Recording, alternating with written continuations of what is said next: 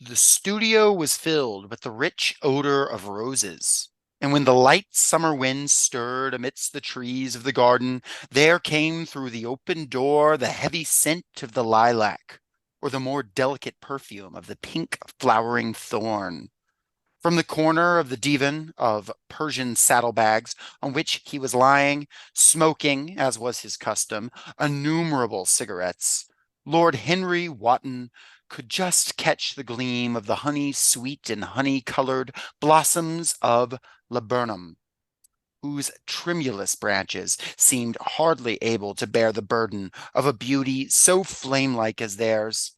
And now and then the fantastic shadows of birds in flight flitted across the long tussore silk curtains that were stretched in front of the huge window, producing a kind of momentary Japanese effect, and making him think of those pallid, jade-faced painters of Tokyo who, through the medium of an art that is necessarily immobile, seek to convey the sense of swiftness and motion. The sullen murmur of the bees shouldering their way through the long unmown grass, or circling with monotonous insistence round the dusty gilt horns of the straggling woodbine, seemed to make the stillness more oppressive. The dim roar of London was like the bourdon note of a distant organ.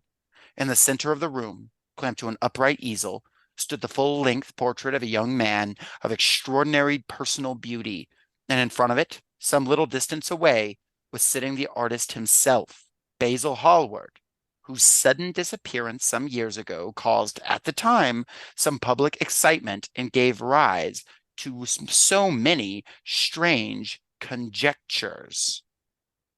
And I'm going to stop there, but I will say this is the beginning of this book.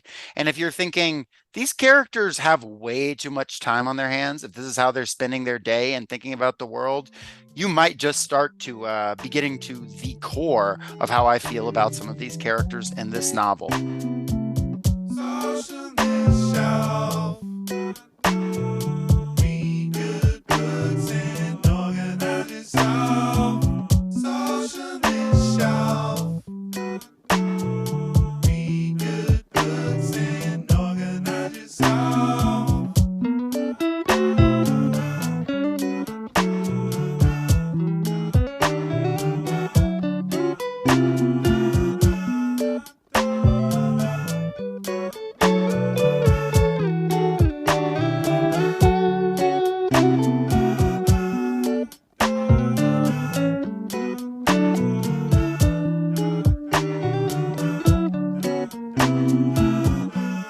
You're now listening to Socialist Shelf Radio. Welcome to the Socialist Shelf. And today we are moving from Middle Earth to perhaps a more terrifying realm. We are going to London. Are you ready for this, Lenore? As ready as I'll ever be. You know, I feel a little bit of trepidation stepping in. The Shire, it's beautiful. Even Mordor, it has its charms, but London, I just don't know how I feel about it. yeah, I mean, I've been there, but like I haven't been there in like 1890, That's true. That's true. The Industrial Revolution still hasn't been still hasn't been cleaned up from, Jack the Ripper's kicking around. Like, there's a lot of stuff going on. Somebody's painting pictures that like don't look the same after a while. Well, hopefully there's no what would really scare me if there was some sort of foppish, cursed, philosophically overeducated homosexuals walking around. I would be very concerned. So hopefully we don't come across anybody like that. Now let me just open up my book here, Picture of Dorian Gray, and yeah, cue me just screaming in terror at what I find within. So the thing of it is like I had seen this book referenced like everywhere, like the image of the painting that grows old and like ugly and twisted as its subject stays the same is everywhere in horror media, at least in the Anglosphere, right? The I'd picture only that makes ever you old, or the that other way around. exactly. And I had only ever heard of it as a horror novel. I was not aware of how gay it was. No, it's incredibly gay. In fact, it was used as evidence in Oscar Wilde's trial for being gay. Which is nuts. Imagine the state being like, we diagnose you. Like you literally are called gay by the state. Like, I mean, obviously horrible, awful repression, but like it is crazy to have the state pull out receipts from your book and be like, you're saying you're not a homosexual when you wrote this, motherfucker. You found this guy like this hot. You described him in like these sensual terms, dog. There ain't no way. Hmm. Well, who is this wild character who would write such a novel before we get into it? Okay, that Yes, was a bad joke off the top, but it's the other joke I had was Picture of Dorian Gay, so like, pick your poison. I'm pretty sure nobody has done that before. I think we Yeah, may have stumbled across something completely new. first time for everything. I mean, there always Oscar, I barely know her. Oscar B. Wilden. I mean, he barely knew his wife, like after the first two kids. Why would he? Why would he in this case? He makes a great case for not knowing your wife in this book. Um, and it makes a great case for the wives going off and doing their own thing. Notably, there's a wife in this book who says, I simply worship pianists two at a time if I can help it. He has a All-time wife, quote. you know. Seems like a joke that we would make like off the cuff, but no, it's in this like great work of literature. Yeah, yeah. Fantastic. Ain't no way it Who wrote wasn't on it? his mind. Who wrote Okay, it, okay. Lenore? Yes, Let's yes, find out yes. about this guy. Oscar Wilde, born Oscar Fingal O'Flaherty Wills Wilde on October 16th, 1854, in Dublin, obviously, Hmm. to William and Jane Wilde. His dad was a surgeon, regarded as the greatest ear and eye surgeon in Ireland. He was knighted for his work on the Irish census. He also wrote an archaeology, on folklore, on satire, particularly Jonathan Swift. So, he's well traveled, he was well educated. He'd gone as far as Madeira in the west and to the Levant in the east. He was knighted for his work on the census. Yeah, I don't know what that's all about. He counted people so well that they were like, this dude's a knight. Get this guy some armor, get him a sword, whole deal. I mean, I imagine the knighthood mattered even, not it wasn't at feudal levels, but mid 19th century, the knighthood had more weight than it does now. Not that it's unimpressive to be a knight now, but then that I imagine that got you in some doors. Listen, listen. I sent dudes like all around Ireland to double count this guy's work. He's accurate AF. Like we got to give him a knighthood, y'all. He's, he's so good at counting people and also at being what, an ear and eyes doctor? Yeah, yeah. He was a philanthropist too. Like he opened a hospital at his own expense, and from what I was able to find, he didn't charge poor patients for being treated. So pretty cool. Very cool. So the mom was a poet and an Irish nationalist. She wrote poetry under the pseudonym Speranza for The Nation, which is an Irish weekly, Oh, I in, get that. in support of the Young Irelanders, which is an organization that they attempted an insurrection in 1848 in the middle of the Great Famine. They got their asses kicked. The London Times called it the Battle of Widow McCormick's Cabbage Patch. Jeez. And the mom translated continental European literature for her hobby, particularly William Meinhold's Gothic horror novel Sidonia the Sorceress. Okay. I don't know anything about, but like we got to track it down because that sounds fucking cool. Put It it was on a the list. it was a big influence on young Oscar. Dorian Gray, of course, considered Gothic literature classic. Now they had three kids: William, Oscar Wilde, and Isola. Isola died at the age of 9. Oscar would have been 12 at the time. He was devastated. He wrote the poem Requiescat in her memory in the 1880s. Forever after, he kept a lock of her hair in an envelope. Now, he started out homeschooled. He learned French and German from the family's servants, from his governess, and then from 1864, he attended the Portora Royal School, where he studied the classics, Greek and Latin. His older brother, William, was the popular one, but Oscar developed a reputation for storytelling and for wit. He won several prizes for translations of Greek and Latin texts. He got a scholarship to Trinity College in 1871. Now, He was translating Greek and Latin texts and he wasn't known as the popular one? right? He must have gotten so much pussy. My God. Yeah, absolutely. In Greek and in Latin. Neither here nor there. You just learned different things back then. Now, you okay? I don't know why that sent me so hard. Anyway, go ahead, go ahead. Now, that same year, tragedy strikes again. He has two older half sisters from his father's first marriage. They're at a dance and they both die in a fire. Shit. Yeah. Okay. So, bringing the atmosphere back to a little bit of sobriety. Now through 1874, he's at Trinity. He's an excellent student. He's top of his class in his first year. In his last, he wins the university's highest academic award in Greek. Again, fucking pussy magnet. Hmm. He wins a demiship. I'm not sure how to pronounce that. Now, that's a half scholarship to Magdalen College at Oxford in the amount of £95, which is about £11,000 today. Now, he goes to Oxford through 1878. He studies the classics. He joins the Masonic Lodge, like more than anything because he likes the ceremony and the aesthetics and of the organization. Now, for that same reason, he actually considers converting to Catholicism because he likes like the ritual of it. And his dad Yeah, actually put a threatens to bookmark in cut him that. off. Yeah. Oh, yes. Oh, yes. So his dad actually threatens to cut him off because of that, and ultimately he doesn't follow through. On the day of his baptism, actually, he sends the priest who's supposed to baptize him a bouquet of altar lilies. Okay. Just like, hey, sorry, I'm not actually going to convert to your religion, but Yeah, I wasn't able to do this, but in my stead, you can baptize these lilies. Might yeah, might keep them alive a little longer. yeah, you have to baptize flowers every so often, and eventually, like, I don't know, there's something in there about how you don't have to baptize succulents as frequently. Are succulents satanic, Jacob? Um, there's some pun in there about Lent, succulent, Ah. Catholic.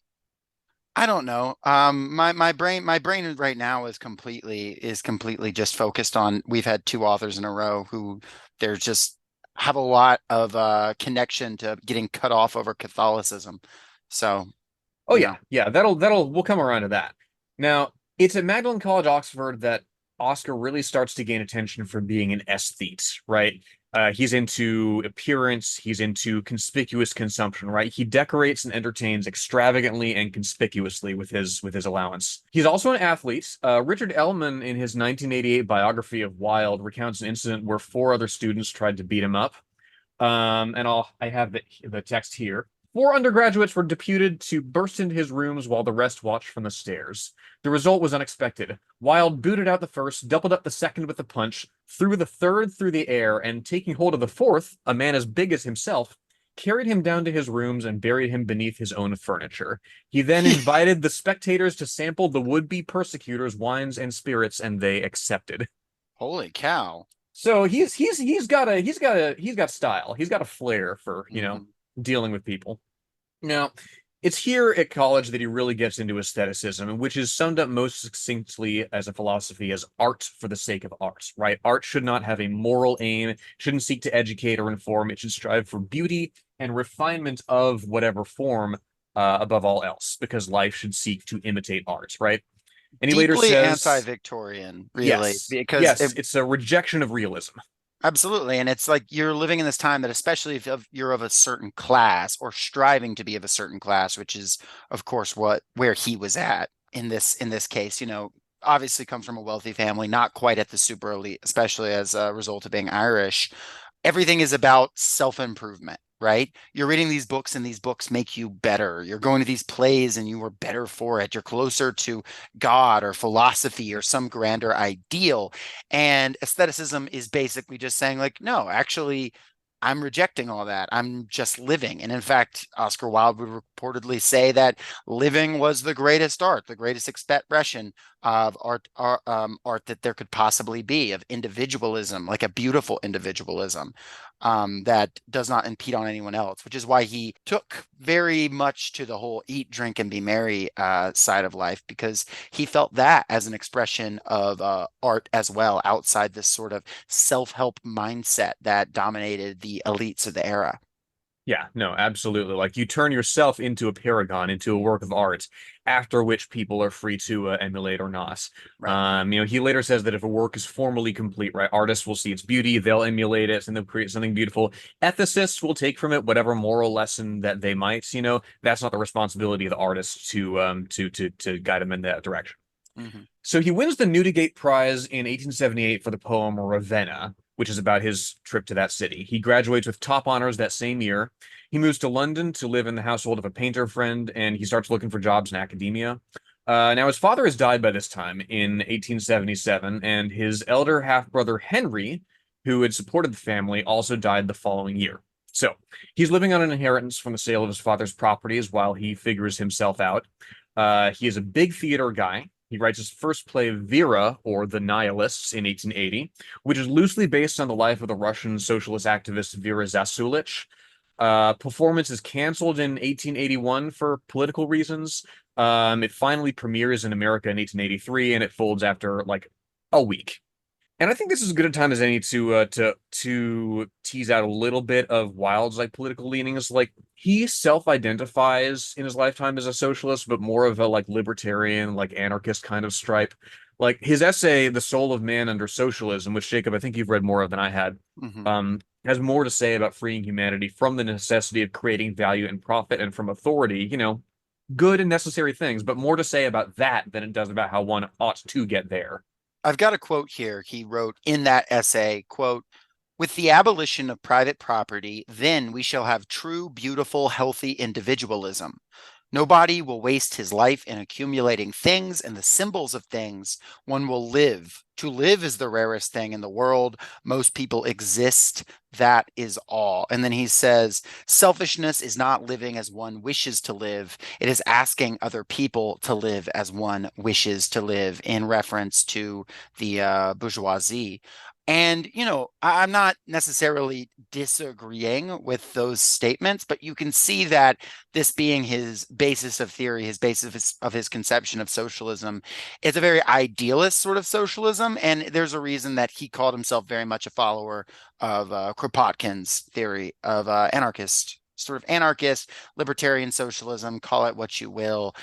He had very much this idea of individual freedom. It wasn't super materialist. It wasn't super grounded in, the forces of history. He's kind of thinking about let's live and let live, guys. But ultimately, it is with a liberatory aim. He is criticizing the right people, and he does have a vision for the world that is genuinely constructive. I think, even if if you want to get into the nitty gritty of how he wants to get there, I think he kind of just sort of wants everybody to be good. In fact, shades of Tolkien, really. Yeah, I mean, you get the feeling that he really is staying in his lane, just in terms of what he gets involved in. I don't think he sees it as his responsibility or even his domain necessarily to get into the political sphere. He holds up figures like Victor Hugo who have, like him, the basis to devote lots and lots of their time to aesthetic pursuits, right? Mhm. He holds up those people who exist in this current capitalist milieu as an example of what everybody else should aspire to once the current state of things is overthrown. I will And say one more thing is, like Victor Hugo, he also has a remarkable amount of sympathy for the oppressed. yes. His anarchy is not based, I don't think, at all, or at least not primarily, in this idea of like, I just want to do what I want to do. I want to burn it down. I want to be cool, whatever. He really is, looking at people who have had a hard life and saying, I want it to be better. I don't want them to be oppressed. He's not Mhm. thinking a lot about what structures they will build, or how they would build a better world, but he is really, really angry at the oppressors, and a lot of times at the individualism of the oppressors. He thinks about these oppressors in this essay, and you can read it yourself, a lot as bad people. Which I think you can kind of see in Dorian Gray, as this is a very bourgeois. Every character, basically, for the most part, is bourgeois and is, making bourgeois bad decisions. Right, and as concerned as he is with absolute freedom of expression, for the artist, like he does, it is that hyper individualism that does come in for criticism, especially toward the end of Dorian Gray, certainly.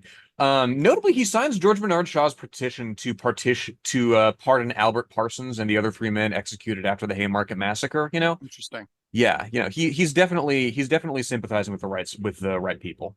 Hmm. Um, In 1881, he publishes his first poetry collection, just called Poems. It sells out its first print run, doesn't do too hot critically. One critic says the poet is wild, but his poetry's tame.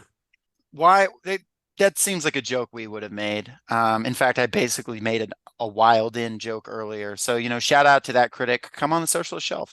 Well, and as well, it jives with the with that tenet of aestheticism that is, as pure expression is a virtue, so is criticism thereof, right? Right. Criticism itself becomes an art. He himself, Wilde, becomes very famous, not just for his written works, not just for his plays, but just for how fucking witty and pithy he is. I mean, that's a big playwright thing, and that is what he is mostly known as. Yes, yes. Now, it gets his name out there while he pursues his academic career. He goes on a lecture tour at this time of the United States to speak on aesthetics, not just in art, but also in like interior design, everything that should follow from the art that you consume. And the pace is staggering. He delivers 140 lectures across the country in 260 days. This for a tour that was only supposed to be 4 months. Look, I don't want to bandy in stereotypes here, but I feel like as a gay man myself, I'm allowed to say this. You asked a young queer guy to tour a country and just talk about things he thinks are like, interior design. Like, not to bandy about stereotypes, but of course he was able to give a lot of lectures. He's probably having the time of his fucking life. I know people today who can fucking do that. Oh yeah. Oh yeah. Just off the dome. Yeah, No, he's living the dream. and he associates with regular people. He gets drunk with minors in Leadville, Colorado. Like he Hmm. strikes me as somebody who would have been really fun to get drunk with. Oh yeah. So in 1883, he moves to Paris. He's been paid a big chunk of change to write a tragedy called The Duchess of Padua. £1,000 for the work, 4,000 if it's accepted, which it ain't. But remember, he went to fucking Oxford on 95 pounds. He's doing well. He's fine. Now he marries Constance Lloyd the following year, 1884. She's the daughter of this wealthy barrister. They'd met 3 years prior, and they go on to have two sons, Cyril in 1885, Vivian in 1886. Now, that same year, 1886, he meets a journalist and fan named, and I couldn't believe this, Robert Ross. There we go. Bob Ross and Oscar Wilde. The duo. Someone put that on a shirt. Now we're just gonna take some happy little strokes and create this painting. Now you might notice that the painting looks different as you live your life a certain way, but that's normal. That's just the way that the paint plays with the canvas there. It's fun to watch them just evolve into. You made a happy little accident. You stabbed your friend. Now, Bob Ross is considered to be Oscar Wilde's first male lover, first confirmed male lover. Now, by this time, his marriage is already falling apart, and Oscar's just moved on to other things. Ross would go on to be Wilde's literary executor. Later in 1950, his ashes would actually be interred in Oscar Wilde's tomb with him. Wow. Now, he's got Someone the personality. Literally one-upped last week's Barron and Luthien side by side, Tolkien and his wife. They were like, what can I do to one-up? The one-upsmanship. Remarkable. Oscar Wilde and Bob Ross. Leave it to some Victorian gays. Now, he goes into journalism. He's got the voice for it. He's got the personality for it. He takes a job as editor of Ladies' World, the title of which he changes to Woman's World magazine, this in 1887. It pays £6 a week. Not bad. By 1889, he loses interest. He is increasingly working remotely, just delivering all of his instructions through the mail. And he leaves that year ultimately to focus on his own work. In 1890, he publishes The Picture of Dorian Gray. There we go. Now, it's commissioned by Lippincott's monthly magazine in Philadelphia, in which it appears in an abridged form. Immediately, it comes under fire for being decadent and gay. The Daily Chronicle says... That's actually that was my alternate Twitter bio. It's decadent and gay. I mean, something to aspire to. The Daily Chronicle, heavy with the mephitic odors of moral and spiritual putrefaction is how it describes that text. Write that on just I would put that as the review of the book, honestly, on the cover. I would put that as my fucking Tinder bio. Heavy with the mephitic odors of moral and spiritual putrefaction. And if somebody recognizes it, that's how you know they're the one. Tinder, maybe not. Grindr, it would do great. Oh, it would do fucking gangbusters on Grindr. He revises it for his publication as a novel in 1891. It's in this edition that he says, in response to his critics, books are well written or badly written. That is all. And Mm. again, leaning into aestheticism, which is wholly unconcerned with moralizing in art.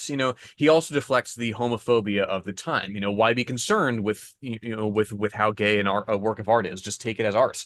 Mhm. Now, its reputation has only improved. It's been adapted to stage in the film several times. Notably, Angela Lansbury played Sybil Vane in the 1945 film. Dorian Gray himself appears in Alan Moore's League of Extraordinary Gentlemen. Mhm. Terrible fucking movie, but Never seen it, it's never read it. we ought to watch it. It's fun. I feel It's like fun. Watchmen Objectively comes bad, but before League, but if we're gonna review another Alan Moore, but From Hell, Swamp Thing, but maybe one of these days. yeah, we'll do a Moore season. Dorian himself appears in Penny Dreadful as well. He's played by Reeve Carney, who was also Orpheus in Hadestown, which I found pretty cool. What do you mean? He lends his name to the Dorian Awards for Film, TV, and Theater from the Society of LGBTQ Entertainment Critics.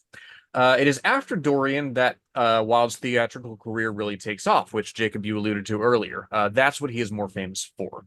Now, he publishes Salome in 1893. It's first performed in Paris in 1896 because in Britain at the time, it's illegal to depict biblical characters on the stage. Interesting. Yeah, it's not performed there until 1931, and Wilde is long dead by this time. Hope I didn't spoil it for y'all. It's received pretty well. It's buoyed by sympathy for Wilde's legal troubles. Again, more on that in a moment. His society comedies really give him a boost. Lady Society. Windermere's Fan, he publishes in 1892, huge success. Follows it up with A Woman of No Importance in 1893. And in 1895, both An Ideal Husband and The Importance of Being Earnest, just Let's back to back. go. The importance of being earnest is so fucking good, and we might hit that at some point. In fact, I was like going back and forth whether which one we should do. And the only reason I chose this one is because I felt bad that I had not read this book yet. But the importance of being earnest is so good. It is Now, so funny. now, is the Aunt Agatha and Gwendolyn alluded to in this text here? Are they the same Aunt Agatha and Gwendolyn from Importance of Being Earnest? There's no reason that they couldn't be, but there's no reason. It's not confirmed, but it would be shocking if they're not. The Oscar Wilde cinematic universe? Something like that. And there's just one piece of magic in it, and never again is there any. I don't know. Maybe. But importance of being earnest, like if you read it, a lot of it could just have been written very recently. It is a very sharp, very witty, very up to date feeling humorous type novel, or Yes. not novel, a work. And a lot of this does too. Obviously, things show its dates and its time in certain ways, but it is remarkable how old it is, given how readable it is, Yeah, no, without sort of having to 100%. put on your glasses to look at it differently. Yeah. And now I mentioned in just a minute ago that we get to his legal troubles.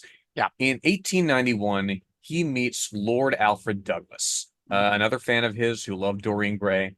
For 4 years, they're lovers. He dotes on Alfred hardcore. He's earning £100 a week from his plays at this point. He's killing it. Now, Douglas's father, the Marquess of Queensberry, is feuding with Wilde Fake by country. Fake country. I'm sorry, the Marquess of Kingsbury. Get fuck out of the here. Mar I would there's a lot of things that I would rather be than the fucking Marquess of Queensberry. Like I would just buy a new title. I would change it. So fucking silly. So the dad doesn't like that they're friends, that they're lovers. He's feuding with Wilde by this time. He publicly calls him a posing sodomite, his words. He's Uh literally from Queensberry, and he's gonna. Okay. Now, Wilde sues Queensberry for libel because in this day and age in Britain, like an accusation of sodomy is like potentially life ruining. Right. And Queensberry hires private detectives to go through Wilde shit and prove that he is in fact gay. The trial is a media circus. It's one of the first major celebrity trials in media. All of Wilde's dirty laundry is dragged out. He loses the case. He's assessed for all of Queensberry's legal expenses. Now he's bankrupt. 3 days later, Wilde's arrested for sodomy and gross indecency. And his own books, as you mentioned, are used as evidence against him. Now, like, there is evidence that he solicited sex from what were known as like rent boys, some as young as 16. This when he was in his late 30s.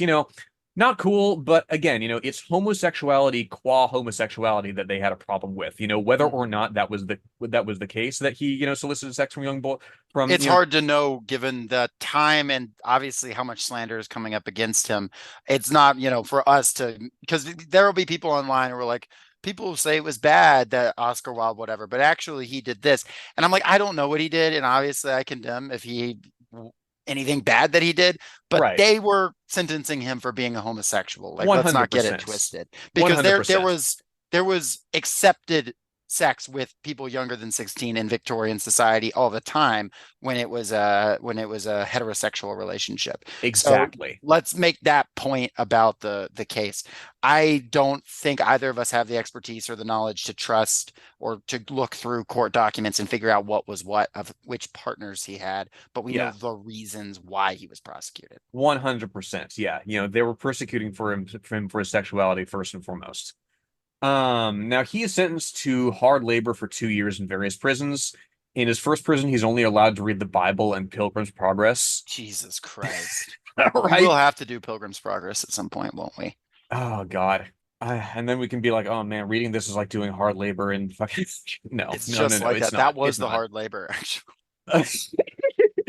Eventually, he unlocks writing materials. He doesn't have paper and pen initially, but eventually, in a later jail, he's in prison, and he does. He writes the Ballad of Reading Jail, or Reading Jail, about a hanging that takes place there where he's imprisoned. He writes a 50,000-word autobiographical letter to Alfred, which is published in part in 1905 as De Wow. Profundis. He's released in 1897, and his health never recovers. His wife takes the kids to Switzerland. He writes a couple of open letters to the Daily Chronicle calling for penal reform. He flees to France. He never returns to England, and he spends the rest of his life bopping around Europe, staying with friends, drinking. And he dies of meningitis on November 30th, 1900. Again, gifted playwright, gifted writer, social critic, destroyed. He was born in 1854. Yeah, he would have been 46. Yeah, so especially given his like socioeconomic status, no reason he didn't need to couldn't have lived much, much longer. Oh yeah, yeah, no, absolutely. And again, it's there, you get away with, this or that, like if you were like upper class, but like, if you piss off the right people for the wrong reasons, like you are not safe, Yeah. in a time as repressive as that. Mm. So he dies of meningitis on November 30th, 1900. He's buried to this day in Père Lachaise Cemetery in Paris. In 2017, he was posthumously pardoned, along with about 50,000 other men, for homosexual acts that had by that time been decriminalized for 50 years. In England and Wales, homosexuality was decriminalized in 1967. Mm. Well, I mean, I guess that's something. It doesn't do him much good, though. No, no. Whew. Again, like a guy out of a fascinating time who does incredible, enduring things with the background that he has. Who is destroyed by the reactionary legal system at the time. Mhm. And that's obviously a very sad ending to this, but he also led a very interesting, remarkable life full of a lot of really remarkable things, went on a lot of trips, did a lot of, I mean, these letters are, I mean, I've only gotten into them a little bit, but they're chock full of just crazy misadventures he gets up to.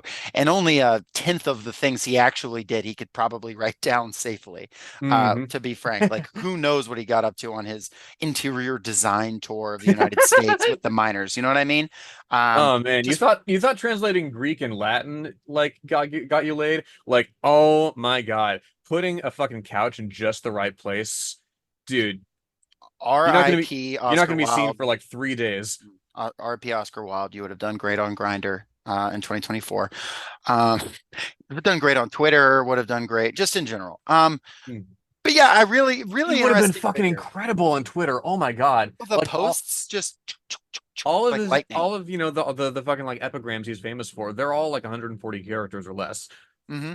It would just be, dozens of just late night drunk tweets that seem like they're from classic literature, like a, face God and walk backwards into hell type drill tweet. And then it'd just be like a picture of his ass with no context and then a million more. It'd be phenomenal. Felt cute, might delete later. Yeah, never delete anything, Oscar. And Never delete it. Well, then he'd be that's called on that and he'd be like, I said later. later.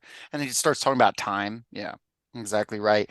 So that is the setup we have now going into Picture of Dorian Gray, which is like I said, I never read it before. Lenore had Nor never read I. it before. Yeah. I'd never even seen the movie. Of course I knew the concept of the picture that ages, it's hard to dodge. But yeah, I had no exposure to this story as it actually was. And it's it right off the bat, there's a few central characters that we really need to establish, and the two of them got mentioned in that opening thing. We have Lord Henry Wotton, also gets called Harry, colloquially. We meet him smoking, artsy, picky, a little older than Dorian, not by a lot, and he is just a regular scoundrel. He is a lord. Everybody in this is upper class, pretty much, unless we say otherwise. He is a lord, he is rich, and he is just known as this guy who is super smart, but he uses that to get what he wants. He's a bad boy. He's just a crazy guy who's getting up to all kinds of scandals. And then we have Basil Hallward, an artist, highly educated. And it alludes at the beginning that he at some point will vanish. And Basil is this guy who is he's nervous, he's finicky, and he's close friends with Henry, and he's obsessed with art, and he's now obsessed with his new muse, Dorian Gray, the titular character and our protagonist, who is just this a little younger than both of them, not by a lot. He's 20, while the rest of them are, implied to be in their mid 20s. So it's And he is the hottest person you can imagine. he is it describes him as a young Adonis. It goes on and on and on. Basil is like, no, this guy is so hot. And then Lord Henry is like, I'll be the judge of that, because he's this skeptic. And then he sees him and he's like, holy shit, I'm stealing your friend from you.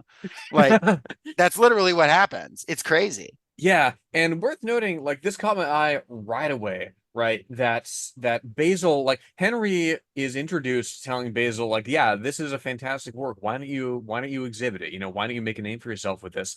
And Basil's like, I know you will laugh at me, but I really can't exhibit it. I have put too much of myself into it. Actually, I want to read this Yeah. quote. Harry, said Basil Hallward, looking him straight in the face, every portrait that is painted with feeling is a portrait of the artist, not of the sitter. The sitter is merely the accident, the occasion. It is not he who is revealed by the painter. It is rather the painter who, on the colored canvas, reveals himself. The reason I will not exhibit this picture is that I am afraid that I have shown it in the secret of my own soul. And for him, that basically means his obsessive love with Dorian, that he confesses later on. But as we'll come to find, he was literally so horny for Dorian that he made this shit magical. Like as part, I mean, that's part of the process. It doesn't get into the nitty gritty of how magic works, but the passion he put into this thing is part of what will lead to this curse slash blessing slash power that is the conceit of the Imagine, just novel. imagine, which, alludes to just the expressive power that art holds in Mhm. Wilde's world. Like, you have the power to create a picture of somebody that people will look at it and they'll be like, yeah, I can understand A, exactly why you're obsessed with him, and B, that you're obsessed with him in the first place. The art is completely self-evident from what you created. And I also want to note here, just stylistically, you'll have these long periods of description, but most of this, I didn't measure it, but I would venture to say a solid 70% of this prose is dialogue. Um, and it's just like, I like a good back and forth. I don't want you to meet him, talking about Dorian. You don't want me to meet him? No. And then, Mr. Dorian Gray is in the studio, sir, said the butler, coming to the garden. You must introduce me now. And it feels very play-like. You feel the playwright coming in and these long monologues and stuff that are a little unnatural if given in real life. And this back and forth, things kind of occur here when they're convenient for the plot in a way that you wouldn't question for a second if that happened on a stage. And it's a little silly in this world, but it is set up very much like this play. And everything feels very much like that for the most part. Yeah. Well, and the epigrams come fast and they come hard. I mean, it's that's why it's such a quicker read than like, well, except for chapter 11, it's such a quicker read than like you might anticipate because again, a lot of it's dialogue, a lot of it is really witty repartee, which again, like describing Lady Brandon, she is a peacock in everything but beauty. That And sort of. yeah, but these characters end up interacting, the three of them, while posing for a portrait. Um, and Henry immediately gets to work thoroughly corrupting Dorian Gray by getting, and Henry in this, there is no devil's deal per se, but if there is a devil, it's Henry. He It's is, Henry. yeah, and there is no angel, to be clear. Basil is not telling, Dorian to be, particularly good. He's mostly just like wringing his hands and being nervous. And being like, no, don't go talk to other people. Ooh, woo, hang out with me. Because again, Um, he's so obsessed with somebody that like he's afraid that the act of observing them will spoil no, he's like a soft boy who is like, are you mad at me? Crying it. emoji, emoticon. And Harry slash Henry is over here just like, Dorian, you're beautiful. You won't always be beautiful. You'll age and your life is going to get worse. And he says, you don't need to think. You don't need to grow as a person. You need to focus on your beauty and it's like this twisted version of aestheticism, basically. It's not what Wilde believes, but it is a twisted version of his own Right. beliefs. And it presents, and he's basically like, life is pleasure. And, he expounds his philosophy later on where he's talking about, the soul is healed by the senses is healed by the soul. You must experience life. You must feel it. You must, he's like evil Robin Williams from Dead Poet Society. Like if he had like a dark version of him, or dark version of Oscar Wilde, very like sees the day, but in a very selfish, narrow way. And Dorian has this moment where he says, how sad it is, murmured Dorian Gray, with his eyes still fixed upon his portrait. How sad it is. I shall grow old and horrible and dreadful, but this picture will remain always young. It will never be older than this particular day of June.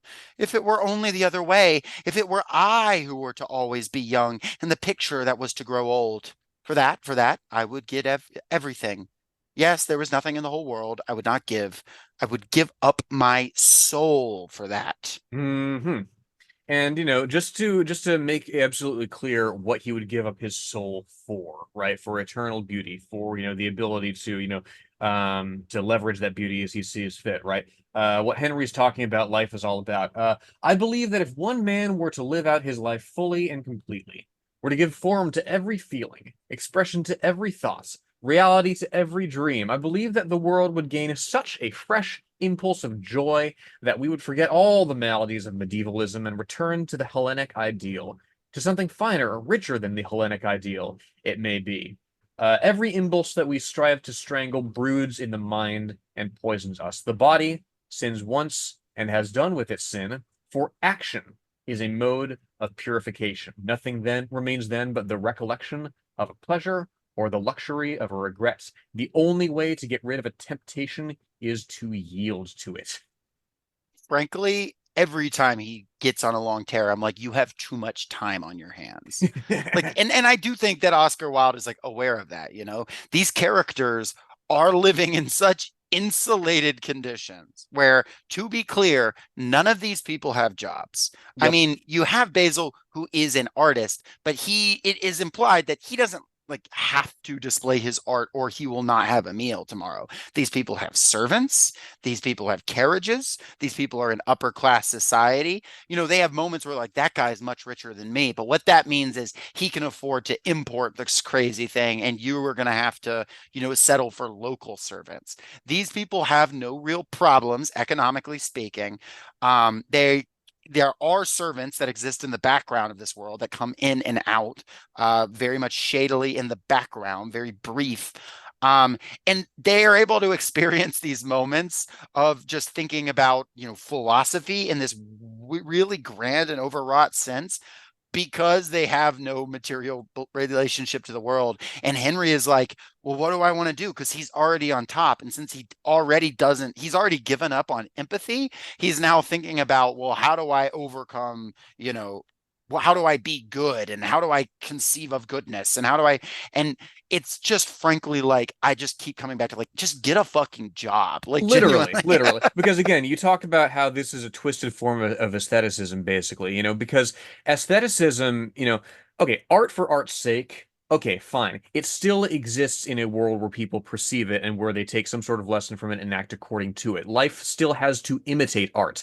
This, as you say, it's completely divorced from anything but the person's own perception, And all I will say slash Henry, I'm gonna go back and forth calling him different things. Henry Uh, Potter. yeah, Henry Potter is aware of that. He straight up he uses the word proletariat at one point. Like he is aware of his class position and he does not seek to decry it. In fact, he criticizes liberals at one point, saying like, "Yeah, you're trying to like make things better." And he was like, "And if you got your reforms you wanted, you'd be fucking miserable. You'd hate your life." Yep. And he because he's like calling out his aunt and stuff because he's like they don't want to make anything better, they just want to feel better about themselves. And he says that's another them seeking their own pleasure. And he goes, and I'm going to seek my pleasure in ways that are, more direct and more honest. And that doesn't make him good, but that does make him a very interesting character. hmm and again, it can get lost in the long, long, long like monologues that he has. But I think he's really summed up in this bit here. Let's see, and yeah, you have a wonderfully beautiful face, Mr. Gray. Don't frown. You have. And beauty is a form of genius, is higher indeed than genius, as it needs no explanation.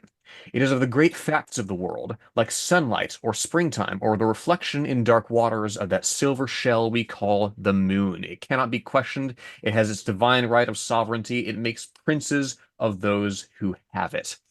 Again, the moon that he uses, right? We only see it by the light it reflects from the sun, right? One celestial body given form by another, So a cipher, somebody who exists totally to reflect and facilitate others, somebody that Henry can influence is beautiful because it can be perceived, because it can be influenced in that way. Yeah. Beauty is higher than genius because it needs no explanation, save for the one given it by somebody attuned to it. And this relationship develops. While the three of them remain friends, Dorian grows away from Basil and towards Henry. Henry is fostering this very directly because of both his, clear. It's not like Basil. Basil's infatuation with him. He's like obsession, like, oh, I'm whatever. He says I use the word he worships him. Henry, it's very much more manipulative. It's not, I'm not going to go so far as to say he's like groomed, but it is pretty close to it. Like it is a situation where these manipulative tactics are being used. He's very aware of what he's doing. He's trying to make him dependent upon him.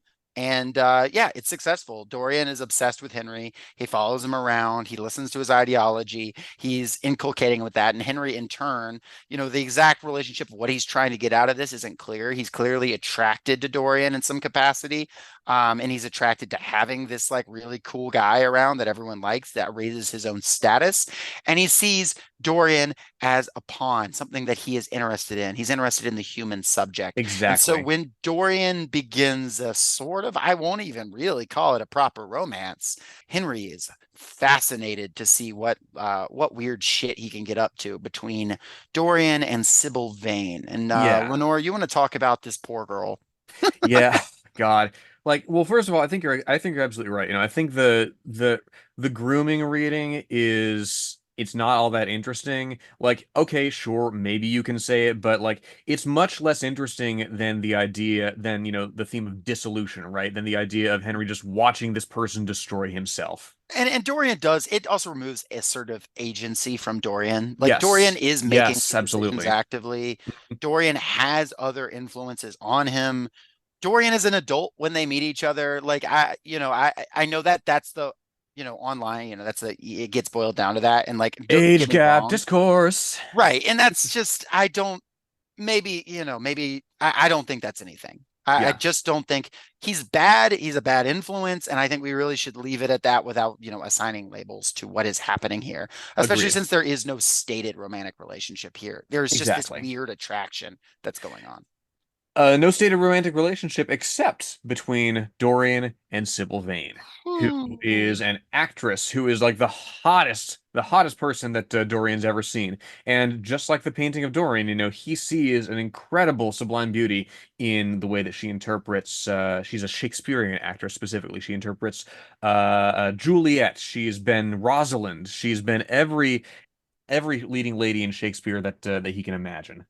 And this is at this poor little playhouse owned by a guy who's gone bankrupt 5 times because he's tried to do runs of The Bard and no one's liked it, which I thought was a funny detail. The book does refer to him as the Jew. It is kind of anti-Semitic towards him, or at least these A characters are. a hideous Jew specifically. Yeah, not nice. But I do actually like this guy in some ways, at least, because like that is a very funny thing to do to go bankrupt 5 times to keep showing the same show. And he tells everyone to call him the Bard. But this Shakespeare outfit he's got running mostly sucks. Bad orchestra, bad environment, kind of greasy all around, but he's got Sybil and she is just this star. And it isn't just Dorian who sees this. Everyone's like, oh, yeah, no, she is the standout. But Dorian is absolutely floored by her beauty, by her skill, and by her ability to move between characters. And yeah, Hmm. he's floored. And even though she's a commoner, he's like, I've got to have her. Yeah, he's got to have her. And indeed, like in fairly short order, they are engaged to be married. Hmm. And Henry obviously thinks it's a bad idea, but he's not going to openly tell him that because he doesn't want to drive him into marriage. He sort of talks behind the scenes about this, and he's like, "Yeah, no, he's going to be engaged. I think this is funny. I think this is interesting. Let's see where this goes." And you have Sybil, who, it has a scene of her with her family, her brother who's going off to sea, and her mother who's older. And she's like, I'm in love. I don't know this guy's name, but I'm in love. And the mom is trying to think practically. And the brother is being, it feels overprotective in the moment. Turns out he's completely fucking right. Hmm. Um, Well, and she says she doesn't know his name. She right. says, but later on it's revealed that no, in fact, like because she refers to him exclusively as Prince Charming, right? Yeah. And that's what ultimately gives Dorian that degree of separation for what happens next, which makes it all the more tragic because she did indeed know his name, and she just only referred to him as Prince Charming because she just thought he was that cool. And Dorian describing Sybil says, she is all the great heroines of the world in one. She is more than an individual. You laugh, but I tell you, she has genius. I love her, and I must make her love me. You who know all the secrets of life, tell me how to charm Sybil Vane to love me. I want to make Romeo jealous. I want the dead lovers of the world to hear out laughter and grow sad. I want a breath of our passion to stir their dust into consciousness, to wake their ashes into pain. My God, Harry, how I worship her. Which, interestingly enough, exact same words that are used, not exact same words, but the worship word, same word that is used in Basil's attraction to Dorian. He's obsessed. And so, naturally, you've got an actress GF that you're into, that you're suddenly engaged to. What are you going to do? You're going to bring your friends to show how great of an actress she is. And, just so that they can see how great she is. And unfortunately, you ever shown your favorite friend, your friend something like check out this movie I really like, and they just are not fucking digging it. They pull out their phone after 10 minutes. That's what we run up against here. Because, It's oh brutal. my God. Like, she just, let me see. She I haven't, bombs. yeah, she just bombs. Like, she's mechanical. Like, she's totally unbelievable. Like, on this page here, like, it says during the 3 hours the play had lasted, it was torture. And it's like, okay, Romeo and Juliet is not 3 fucking hours. So, like, how stilted and, like, slow her delivery must have been, like, one can only imagine.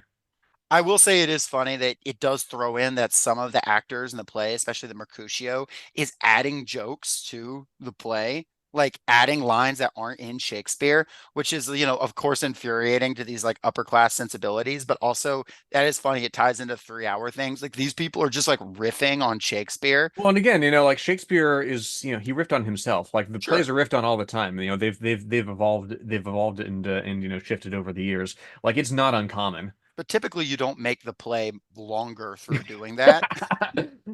And she does a bad performance and she says, "Oh yeah, no, I did a bad performance because now I see what real life is, what real love is." Whoo. And Dorian, his, you know, till now we've been like, sweet Dorian, whatever.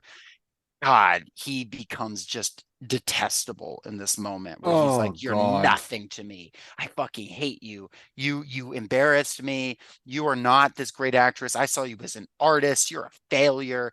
And I mean, he's You got, have killed my love, he says. yeah, Jesus. And she's like, "I'll do better." And he's like, "No, whatever. It's over." And, immediately what do you see? You see the class dynamics come out, of course, because he has the ability to do this. She has, you see the power imbalance that is naturally coming here. And you see, when these guys are talking as equals to each other, they tease each other, they do this and that, but ultimately they have a failing. They come back around the next day.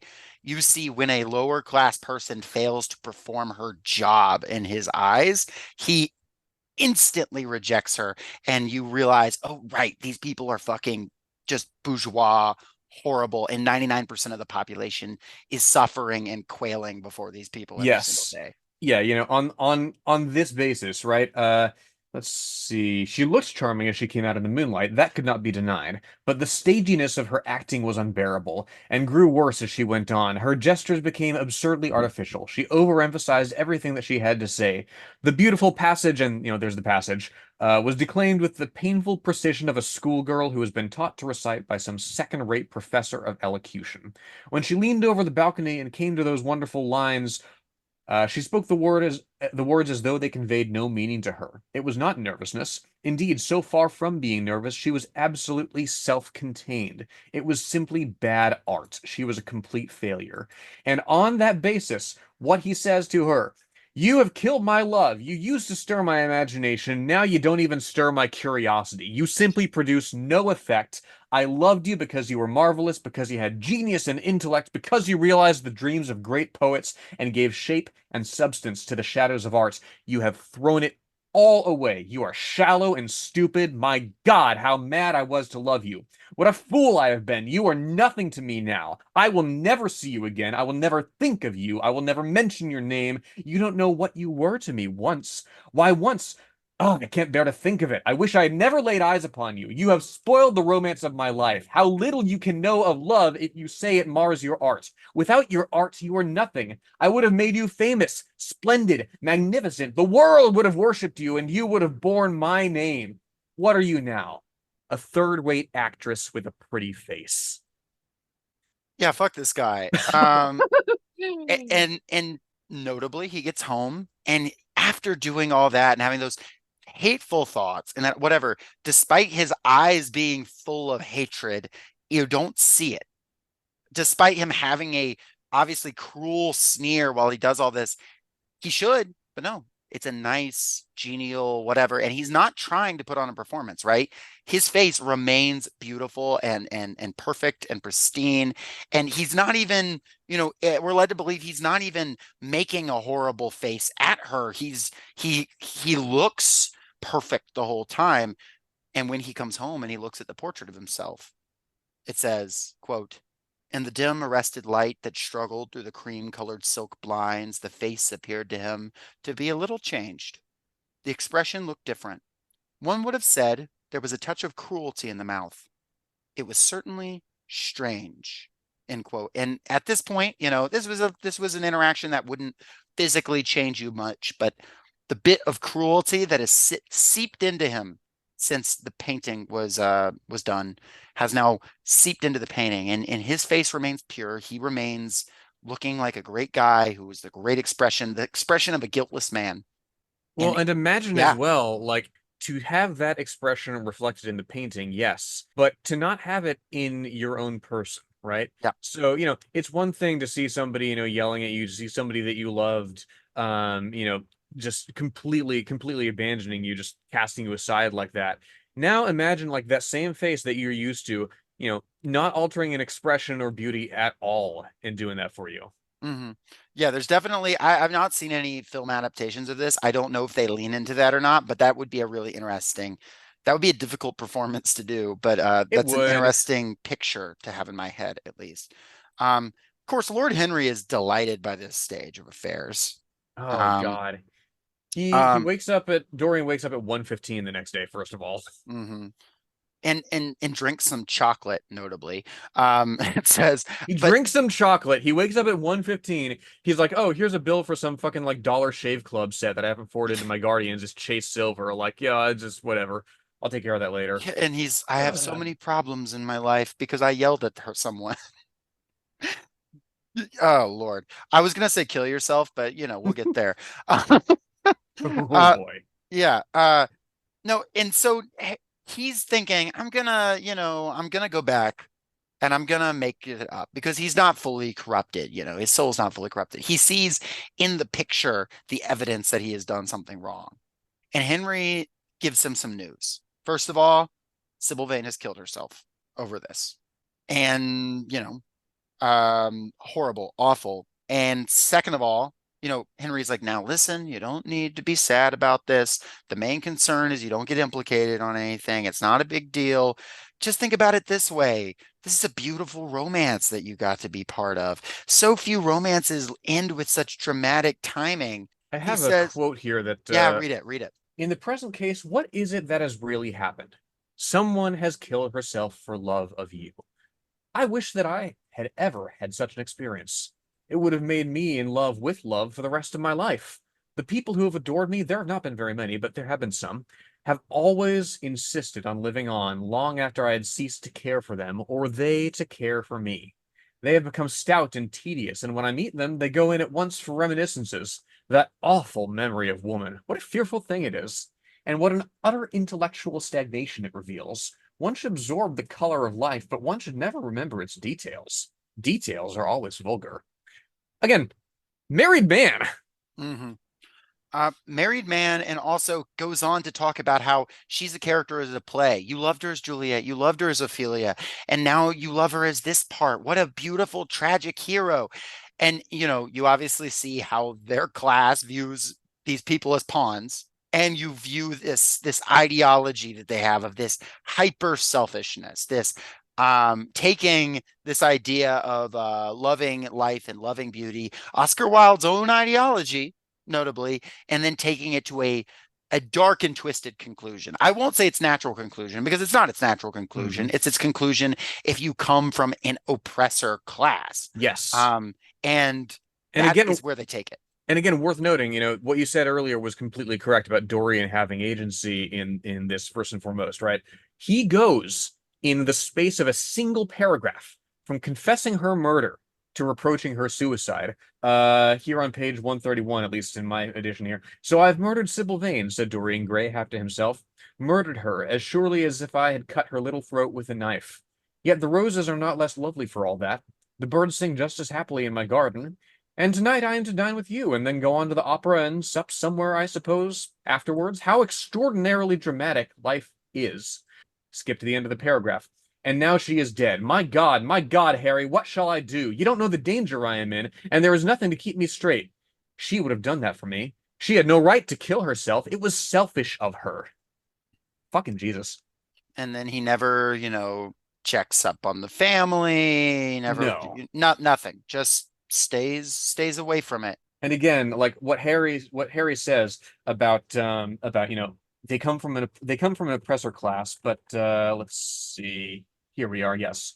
I'm afraid that women appreciate cruelty, downright cruelty, more than anything else. They have wonderfully primitive instincts. We have emancipated them, but they remain slaves looking for their masters all the same. They love being dominated. Lenore, can you speak to that? Is that On the socialist shelf after dark, perhaps. yeah. Tune in But for not in the sense he means it here. And here he's obvious. I mean, we don't have to say that he's being horrible, but it's also not just being horrible. It is, even though Oscar Wilde isn't, a full historical materialist Marxist, he is taking the prejudices of their society, class, gender, and whatnot, and showing how it expresses itself through these individuals who then cleanse themselves with philosophy. Yes, and again, they have the right to be individuals. Sybil, people from her class do not, right? As Harry says here, the moment she touched actual life, She marred it and it marred her, and so she passed away. Mourn for Ophelia, if you like. Put ashes on your head because Cordelia was strangled. Cry out against heaven because the daughter of Brabantio died, but don't waste your tears over Sybil Vane. She was less real than they are. She was less real, he says, because, essentially because she defies interpretation as an individual, right? She lacks the resilience of a tragic heroine in their mind who can die again and again and again. And so this is where the change really comes. This is where Dorian really makes his choice. The next day, he interacts with Basil, Basil being horrified and then horrified at Dorian's just chillness with it. And this is where, Dorian thinks, maybe I'll show him the portrait. He has a moment, and then he's like, no, I'm not going to show him the portrait. Basil's like, can I see the picture that I painted? My favorite thing that I've ever made? Nope, you can't see it. And then he's like, I have a secret. I'll tell you my secret if you tell me yours. And then Basil tells him his secret, and then Dorian doesn't let it slip. That secret, of course, being what we've already mentioned. Basil is absolutely obsessed with Dorian. He said that he was made to be worshipped. He said that he was intolerably fascinated with him. He Mm. goes right up to the line of things that were literally illegal for Oscar Wilde to write. Well, and literally, he said, Dorian says, what have you told me? Simply that you felt you admire me too much. That is not even a compliment. It was not intended as a compliment, Basil says. It Mhm, was a confession. exactly. And Dorian's like, it was a very disappointing confession. Yeah, yeah. Dorian does not give a shit. God. He's like, yeah, he's not into it.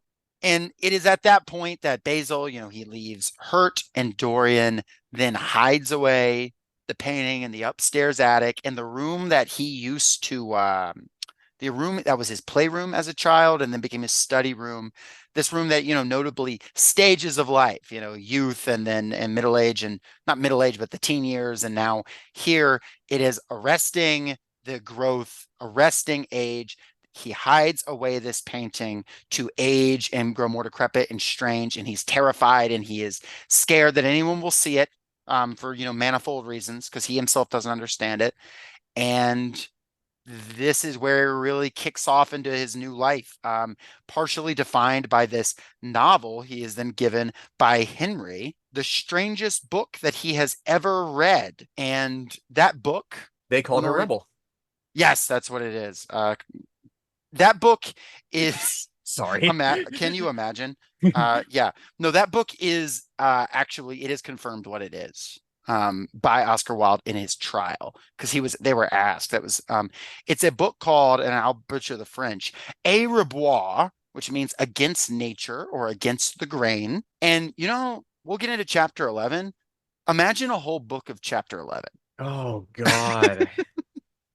It is what it describes here. It is a guy who is the sole character who is trying to pursue the highest ideal of art, and he's doing it by different veins, by cloth, by growing things, by engaging with literature. And it's just a whole book of every chapter is a different thing that it goes hyper detailed into, like all his explorations of it. Now, notably, some details are changed here. The chapters it refers to are not the same chapters in the book, but Oscar Wilde did say, yeah, that's the book I was talking about. It is a book of, once again, aestheticism. It's a book of Oscar Wilde's own ideology that he believes while writing this and believes afterwards. But given the class dynamics, given who Dorian is, he uses it to be like, I am now going to pursue everything that can possibly give me pleasure as this picture ages and takes on my sins, and I just continue to exist in this perfect youthful form. Yes, exactly. And we go to chapter 11, which is basically like an 18-year time skip where he immerses himself in every kind of sensual pleasure, every kind of artistic consumption, because he doesn't create anything. No. He reads, he Yeah. collects, he looks at things. He wants to be a figure of what it calls a new hedonism, and it capitalizes hedonism. It says, to recreate life and save it from that harsh, uncomely puritanism that is having in our own day its curious revival. It was to have its service of the intellect, certainly, yet it was never to accept any theory of, or system that would involve the sacrifice of any mode of passionate experience. Its aim, indeed, was to be experience itself, and not the fruits of experience, sweet or bitter as they might be, of the asceticism that deadens the senses, as of the vulgar profligacy that dulls them. It was to know nothing, but it was to teach man to concentrate himself upon the moments of a life that is itself but a moment. And it is very clear that this is a lifestyle, an ideology that can really only be lived by a small fraction of people, even Oh if it yeah. was widely adopted, because it Yeah. just doesn't work. It is only for people who are parasites, Yeah. self-consciously. Only for people who have money to just like fritter away and fritter away and fritter away, just daily from properties, from the labor of the people who work on them. Like it's I mean, he's the sort of person who would have like gone on a fucking like submarine ride and like become like a fine paste one day, you know? Right, exactly. This is the type of guy who just is like, you're stressed. Why don't you just travel? You know, I have a wanderlust, Why don't you just, you really should, it's really purifying to spend a few weeks in the Bahamas, just drop like he's Have you that type of tried guy. converting to Catholicism? He Because will. indeed he does here. Like it was rumored of him once that he was about to join the Roman Catholic communion, and certainly the Roman ritual had always a great attraction for him. The daily sacrifice, more awful really than all the sacrifices of the antique world, stirred him as much by its superb rejection of the evidence of the senses as by the primitive simplicity of its elements and the eternal pathos of the human tragedy that it sought to symbolize. He loved to kneel down on the cold marble pavement and watch the priest in his stiff flowered dalmatic slowly and with white hands moving aside the veil of the tabernacle, or raising aloft the jeweled lantern-shaped monstrance with that pallid wafer that at times one would fain think is indeed the panis caelestis, the bread of angels, or robed in the garments of the passion of Christ, breaking the host into the chalice and smiting his breast for his sins. The fuming censers that the grave boys in their lace and scarlet tossed into the air like great gilt flowers had their subtle fascination for him. As he passed out, he used to look with wonder at the black confessionals and longed to sit in the dim shadow of one of them and listen to men and women whispering through the worn grating the true story of their lives. You know, reducing religion to its sensual trappings, right? To these specific, yes, the feel of marble, the sound of people whispering their sins, the concept of them unburdening their souls in that way. And then he's like, no, I'll move on to like being a crystal girl or whatever. No, he feels like in moments like a dark wizard or some shit. Like you have a moment where it says he collected together from all parts of the world the strangest instruments that could be found in the tombs of dead nations or among the few savage tribes that have survived contact with Western civilization and love to try them and touch them. He had the mysterious Juru Paris that women are not allowed to look at and that even youths may not see till they have been subjected to fasting and scourging, and the earthen jars of the Peruvians that have the shrill cries of birds and flutes of human bone, and the sonorous green jaspers that are found near Cusco and give forth a note of singular sweetness. And it goes on. It talks about these different, like he's collecting these like artifacts and shit. Like, and notably, once again, with tribes that have barely survived contact with Western civilization. So you have this brief moment of, not a deep imperialistic analysis or analysis of imperialism, but a moment of like, yeah, this is also the system he's sitting on. And he's being like, he's treating these different cultures as curiosities. I mean, like, obviously, Wilde, if you read this, uses some terminology that we do not like and that is out of date, but he is making the point, right? That these people are being treated as pawns in this grand game of this grown-up man-child's delusions of him trying to have an experience. And once he gets bored, once he's expended all this money, once he's literally, imported people and turned their cultures, their sacred cultures, into just a sort of amusement, he'll move on to the next thing. He'll move on to crystals. He'll move on to botany. And Hmm. this chapter gets a little bit like, holy cow, when will this stop going? But I think it needs to be this way to Yes. show this just dragging life that he's living because I'm like, this is fucking miserable, Oh actually. yeah. Yeah, no, like he dabbles in religion for fun because it abjures the evidence of the senses. He dabbles in science for fun. The Darwinismus movement in Germany, right? He finds a curious pleasure in tracing the thoughts and passions of men to some pearly cell in the brain or some white nerve in the body. The one abjures the evidence of the senses, the other demystifies them, right? And he's fascinated because of, how how experiencing these things changes your relationship to your senses. He has, yeah, as you say, he just info dumps on and on and on about the histories of these like jewels and tapestries from all corners of the world that the imperialism has stripped for parts and reduced to glittering objects in a museum. It's excruciating to read. But you really have to be immersed, I agree, in the sheer breadth of his dilettancy to understand just how hard he's wasting his fucking time. And by age 38, that picture looks bad. He doesn't just look evil, but he looks old and withered, like more so than you would even expect a 38-year-old to be, which I think speaks to what a weird life. I mean, he's obviously, we know he's taken hella drugs. He's going to frequenting opium dens. He's probably, the amount of sex he's having, he's probably picking up all kinds of diseases that go over to the painting instead of himself. Yeah, he may Um, or may not be like there's a bit in chapter 12 where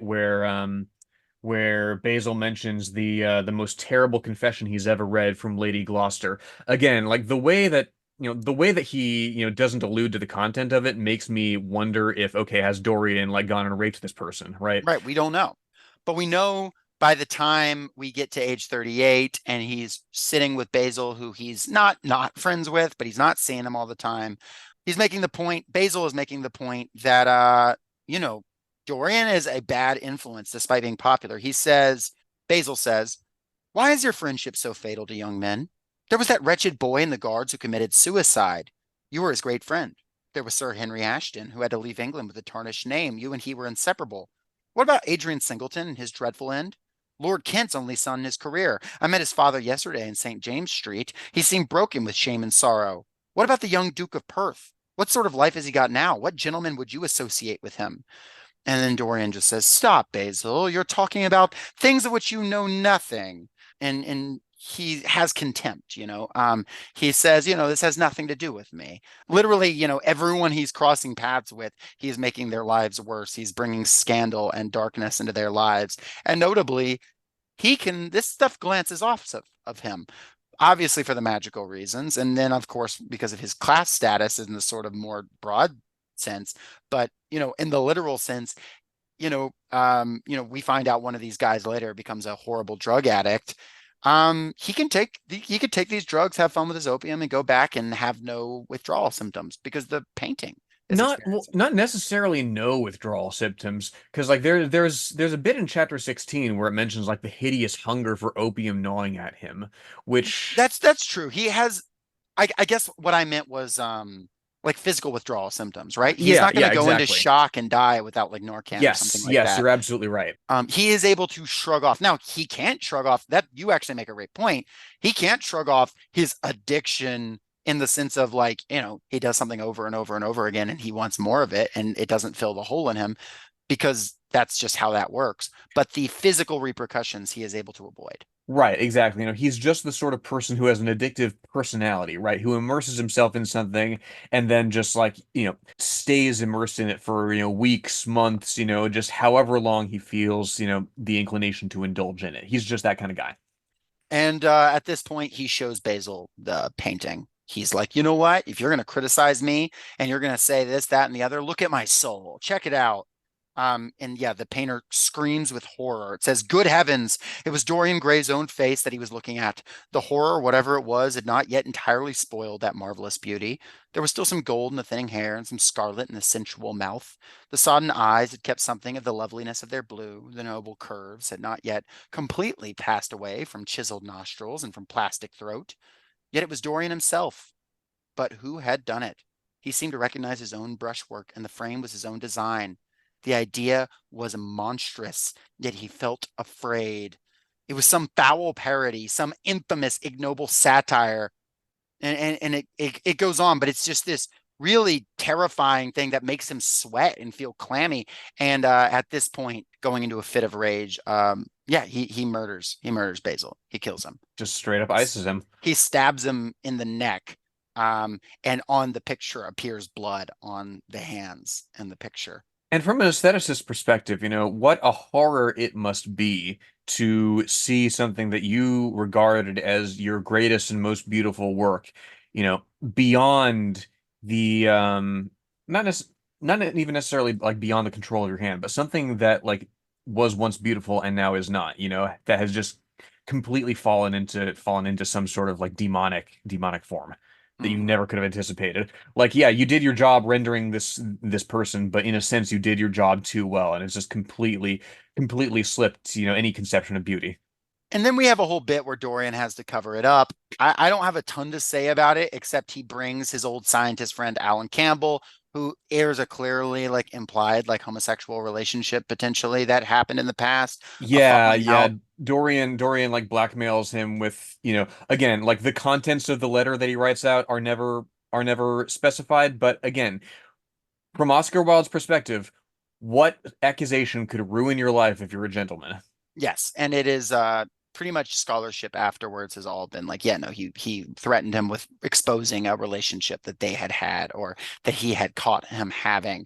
I mean, even Alan, the way he talks to him is like a spurned lover. Like I said, I'd never see you again, but you said it was a matter of life and death. Like that feels like Yeah, and that you know, and that actually interests me, like, because it's in chapter 14 that we first get the sense of it's in chapter 14 that we first encounter somebody who has the power to keep Dorian waiting. He has every earthly pleasure at his fingertips. Nothing is beyond him except now this person who he needs to see right away. yep. But he gets the job done. Dorian gives him what he needs, and through some unclear scientific process, he does the thing from Breaking Bad where he dissolves the body in Yes. acid, presumably, burns the thing, and Dorian is off scot-free for this murder. To be clear, this is the disappearance referenced. Nobody catches Dorian for this. Yes. And the way that Dorian pitches it to Campbell, right? How because Campbell, of course, is like, first, like, I'm not doing this. Are you fucking kidding me? And Dorian says, wait a moment. Listen to me. Only listen, Alan. All I ask of you is to perform a certain scientific experiment. You go to hospitals and dead houses, and the horrors that you do there don't affect you. If in some hideous dissecting room or fetid laboratory you found this man lying on a leaden table with red gutters scooped out in it for the blood to flow through, you would simply look upon him as an admirable subject. You would not turn a hair. You would not believe that you were doing anything wrong. On the contrary, you would probably feel that you were benefiting the human race, or increasing the sum of knowledge in the world, or gratifying intellectual curiosity, or something of that kind.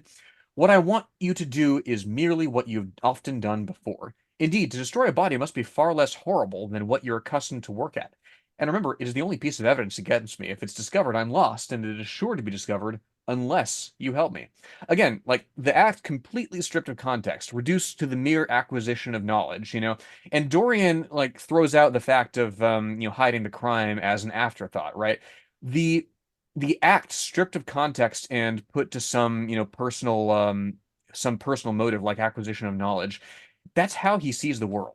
And it once again, it's him wielding this philosophy to achieve his own aims, to figure out a way around this. He's philosophized, gracious, his way out of this. But yeah, he gets out of it. He gets off this scot-free. In fact, the murder, not really a murder, but death he's responsible for that really gets him in trouble. Sybil Vane comes back around Hmm. because It's been um 18 years, and her brother's a sailor, and he's still around.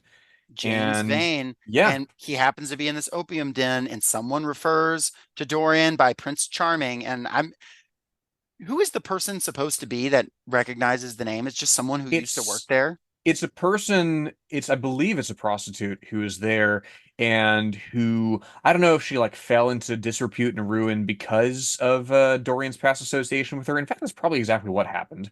You get Hmm. the sense that they had that relationship, that everything in her life turned south because of Dorian.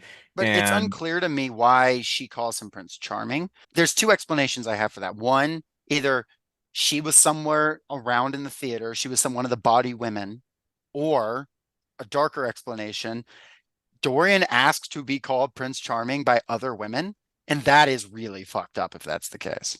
I mean, it jives with him putting the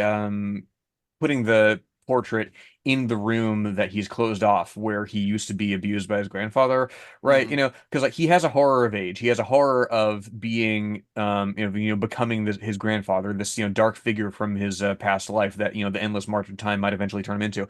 But he can shut his portrait, the evidence of his sins, up with that past of his. So in the sense of like holding this thing at arm's length that does not reflect necessarily, he thinks, on who he is, but just an aspect of this relationship with somebody that he had this dalliance and then he's gone. I can totally see him doing that. Just saying, Yeah. hey, can you call me this? No specific reason. But yeah, James almost kills him, and Dorian's able to get out by saying, "Look at me, I'm clearly too young," whatever. But and he slips away, and then that woman that he was with tells James, "No, you let him off. That's the same guy. You need to hunt him down." Mhm. Um, and then Dorian starts seeing James out the window, even when he has guests around, and he starts to get this terror of death. Not even death so much as dying. He says, referring to someone who has died, the wretched peasant who has just died is better off than I am. I have no terror of death. It is the coming of death that terrifies me. Its monstrous wings seem to wheel in the leaden air around me. Good heavens! Don't you see a man moving behind the trees there, watching me, waiting for me? And there's not a man watching him, waiting for him in that scene, but it's this extreme paranoia he's able to feel about the moment of death because he feels invincible. And anything that, even mildly punctures that invincibility, he is deeply unstable and really willing to lash out and change his behavior entirely all Mm. around it. This is not a man who is doing well. Um, and then he manages to calling someone dying lucky is strange, but a little fortunate because while shooting birds and rabbits and small game, James is sneaking up on him, and someone manages to hit James on accident and kill him. Yeah, yeah. Dorian has like a brief crisis of the soul or whatever, and he sees like they're about to shoot a rabbit, and he's like, "No, don't shoot the rabbit." And then, of course, the person that he's hunting with does shoot, and yeah, James gets hit again. One of those insane coincidences. While we have on our mind, somebody, getting shot or not shot in a certain way, right? One of those insane coincidences that seems to crop up to the benefit of the very wealthiest people. Yes. And then of course there is very little sympathy outside of, oh, gross. And they're like, what was that guy doing there? And then they're not really worried about legal repercussions or anything. They're just like, Yeah. ah, yeah, this peasant, he got ice. And notably and I thought it was interesting because when I was reading this, I was like, okay, so the thematically constructed end here is clearly that James is the one who gets Dorian Gray. That's not the case. In fact, they don't really even let it stretch on for that long. James does not get Dorian Gray. James drives Dorian Gray deeper into his own mind, his own fucked up mind, but he is not the one to take him down. He is going to be his own end. And unless I forget to say it again, because this will probably be the last time we talk about James, when we haven't the only conversation between Sybil and James in the book at the very beginning, Sybil notes that James has a close friend that never shows up again named Tom Hardy. And I just think that we should note that Tom Hardy of Mad Max and Bane fame does exist in the cinematic universe. Bane confirmed to exist in the League of Extraordinary Gentlemen and the Alan Moore mythology. And all the questions that raises, may need an entire episode to unpack. How old is Tom Hardy really? And does he have his own painting? Tune in for more on the Socialist Shelf After Dark. You were merely born in, or you were merely adopted the dark. I was born in it, molded by it. Tom Hardy quote right there. You So merely adopted the magical painting. the socialist shelf after dark. Um, Regardless, at that moment, Harry, now much older, Dorian looking the same, says to Dorian, and at this point I was like, oh yeah, Harry's the devil. And then it turns out he's not. But he says, by the way, Dorian, what does it profit a man if he gain the whole world and lose? How does the quotation run? His own soul, which is a Bible quote. Which is literally what happens to Dorian. And at that point, I literally thought he was going to be like, is I, Lucifer. But no, that's actually not, that's not the case. Turns out that was just a thing a street preacher said. Honestly, that would have been so. I mean, my least favorite twist in any fiction anywhere is when out of nowhere it's like, oh yeah, and it was aliens. You know, that's the reason that like there's a book called The Queen's Bastard that I've vented at length about where that is the case. So like, I mean, Yeah, I would. actually, Ares was the one who started World War One. Like, yeah, no, Oh, God. that's a deep random pull, but popped into my head. Dr. Um, Poison criminally underused in that fucking film. mhm. Um, Anyway, Dr. Poison. Yeah, but no, I yeah, don't like have anything. if it Come on the had socialist shelf, Dr. Poison. if it had just yeah, Elena and I, please come on the pod. If it had been fucking Lucifer at the end, that would have been goofy. I wouldn't have appreciated that, because Yeah, again, no, but it did seem like it when he quoted the Bible at him. Turns out like he can be a Satan figure without literally being Satan. The bourgeoisie is satanic enough, you know, and he is the face of the most self-consciously, exploitative part of that well, again, class. because they have the right to play, right? They have the right to cast themselves in these roles, to take on and to put off, Satan and whatever other religious figure, as they please. It's all, I mean, it's all in service of just a constant play. And some of the last stuff we have from Henry is, you now have Dorian getting mad and he's like, you poisoned me. You ruined me when I was young. You gave me that book. And he says, and he's now an older man. He says, art has no influence upon action. It annihilates the desire to act. It is superbly sterile. The books that the world calls immoral are books that show the world its own shame. And then he just goes, but come around tomorrow. We'll go for a ride. We'll have some tea. We'll go visit the opera. And he never really is shaken from these ways. He continues on as he ever has. But this is this moment where he's just, once again feels like Wilde almost taking a shot at his own ideology or showing a dark way it can twist. But it is also him, to the very end defending this, but also making a point that is not entirely untrue that like, no, Dorian, the book didn't make you do this. Hmm. You found reasons in the book to make the decisions you made, but ultimately, like, you know, the book didn't make you stab somebody.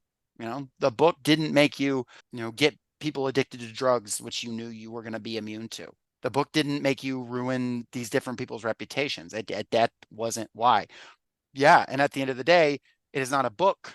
It is not a person outside. It is not an outside force that lays Dorian low. It is the same thing that got him in a situation. It's its own vanity. Right, right. And the total evasion of consequences that comes with that, right? The stretching of your time, your psyche, your, every sense to its uttermost, just because you can. And Dorian, how happy you are, Henry says in this last monologue here. What an exquisite life you've had. You've drunk deeply of everything. You've crushed the grapes against your palate. Nothing has been hidden from you, and it has all been to you no more than the sound of music. It has not marred you. You are still the same. I wish I could change places with you, Dorian. The world has cried out against us both, but it has always worshipped you. It always will worship you. You are the type of what the age is searching for and what it is afraid it has found. I am so glad that you have never done anything, never carved a statue or painted a picture or produced anything outside of yourself. Life has been your art. You have set yourself to music. Your days are your sonnets. He is somebody who has achieved this again, because of what he has access to, because literally of the devil's bargain that he's made. He has achieved this insane ideal that is, by virtue of its inaccessibility to everybody else, is something that can only be regarded and beheld and wondered at. Mm-hmm. And here we come to the conclusion where Dorian is trying this and that. He tries to do one thing that he perceives as nice by ruining one woman's life or whatever. And then he's like rushes back to the picture and he's like, I didn't wreck this woman's reputation and ruin her life. Surely all my sins will be washed away. And then it turns out like, no, the picture, if anything, it's just him like being more arrogant. And at that point he says, oh, okay, I'm just gonna fucking destroy this picture. And it says, He looks around and saw the knife that had stabbed Basil Hallward. He had cleaned it many times, still there was no stain left upon it. It was bright and glistened, as it had killed the painter, so it would kill the painter's work, and all that that meant. It would kill the past, and when that was dead, he would be free. It would kill this monstrous soul life, and without its hideous warnings, he would be at peace. He seized the thing and stabbed the picture with it. There was a cry heard and a crash, and then it goes forward a little bit and talks about how there's people outside who heard it and they're nervous to come in, and finally they do. When they entered, that being the room, they found hanging upon the wall a splendid portrait of their master as they had last seen him, in all the wonder of his exquisite youth and beauty. Lying on the floor was a dead man in evening dress, with a knife in his heart. He was withered, wrinkled, and loathsome of visage. It was not till they had examined the rings that they recognized who it was. And that's the end. Literally says Hmm. the end right there. He has Somebody destroyed himself. somebody literally identified in death by what he's consumed, Yes. by the trappings that he's put on. And the art does actually, interestingly, in this rejection of everything, that the art actually does last and everything else does fall apart. You have Henry saying, I'm so glad you never made anything, Dorian. I'm so glad. But actually, this artistic process that Dorian was able to be a part of does outlast everything. It is left on the wall undestroyed. Well, and Uh, again, it's not because of, it's not because of Dorian's merit, right. particular merit, it's because of his natural beauty that somebody else, Basil Hallward, has perceived and seen fit to record, Yeah. and that's what gets recorded. I can and have made jokes. I made a joke on Twitter. It's like, this man really thought that the best way to destroy a painting was by stabbing it. Like, but he is in a moment of irrationality. He is in a moment where he has driven himself mad. He has everything, but he cannot bear to remember why he has everything. And it kills him. And that's the end. And it is self destruction. He is not, you know, is it a fitting end? I don't know. Does anyone get revenge on him? Not really. Is there any justice in it? Barely. It's ironic, certainly, but at the end, this art of him, the persists, and the if anything, the spirit of Basil, and his real moment of affection, despite being an upper class asshole, he is someone who actually did something once in a while, painting, and he had a real feeling. Not just a pursuit of a feeling, he had a real feeling and a real thing. And that is actually allowed to transcend all of this. That object is allowed to hang there, and that is allowed to what it continues to exist. And what beauty Dorian has left, what good memory there is of his life, is not going to be among the people, because all his bad deeds are going to continue to be talked about. There's not going to be a lot of lost, love remembered. Henry will probably in the next couple days suddenly start saying, I always thought he was a horrible odd fellow, because that's how he is.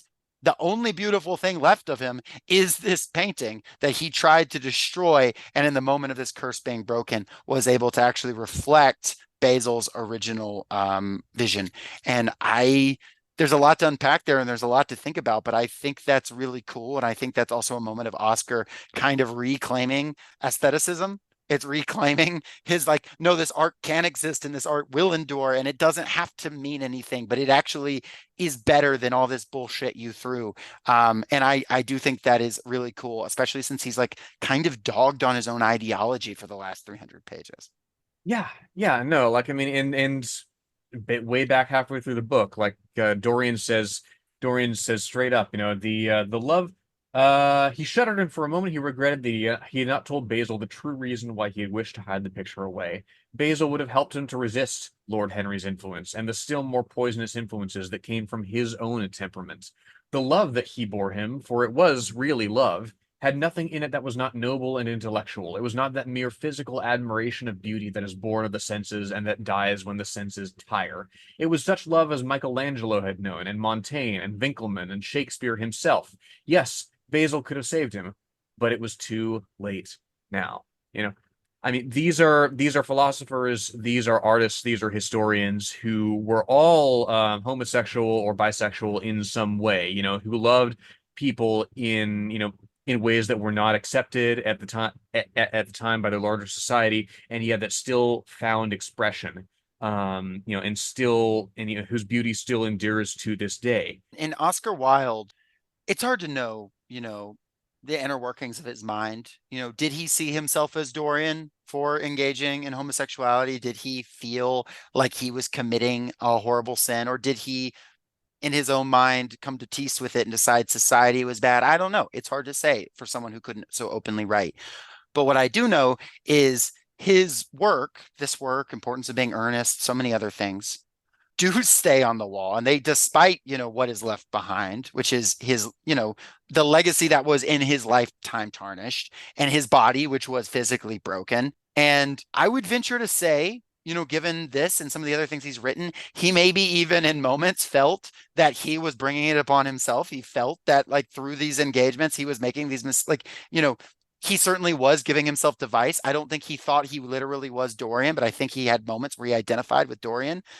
But despite all that, despite what was left behind, despite the ruin, despite all the horrible things, both done, you know, the things done to him and the things he maybe felt he had done, what was left behind, what was identifiable by the rings, was able to be made beautiful, was his ashes were intermingled with someone he loved. And this work was given respected in the test of time. And what lasted was, in this case, the work. In that case, the portrait, it was able to, despite its flaws inherent in it, both the system and the person, it was able to endure, and it continues to endure. And, I wouldn't call myself an aestheticist, but I think that there is a lot of truth in what they're going after, and understanding the beauty of art for art's sake. And even outside it all, and despite all the context, this beautiful thing is able to continue to exist and will continue to exist, and we get to talk about it now, and I think that's really powerful. It is. It is. You could certainly, I mean, there's a tragic reading of it, certainly, that, yeah, the only physical remnant of this horrible person, Dorian Gray, is something beautiful, because, what Wilde says before, right? Society is never very ready to believe anything to the detriment of those who are both rich and fascinating. But again, it's about more than just the person that's depicted. It's about, you know, one could make the argument that there is no such thing as Basil putting too much of himself into the artwork, because he wouldn't have been inspired to create it had he not seen this particular paragon of beauty. He wouldn't have been inspired to render it had he not seen it and adored it for that specific aesthetic. I'll just share this quote. Oscar Wilde said, "The picture of Dorian Gray contains much of me in it. Basil is what I think I am. Lord Henry is what the world thinks of me. And Dorian is what I would like to be in another age, perhaps." And I think it's interesting and something to unpack in another context with which to view it. But yeah, Like he's aware of, he's well aware of the class dynamics of the, disparity of resources that gives certain people the opportunity to pursue the arts in the way that he might, in the way that a Dorian might. And, idealistic as it may be, there's a lot of us who dream of a world where, yeah, there's no, it's post scarcity, and we are constantly creating and constantly pursuing art, to the uttermost limits of our senses.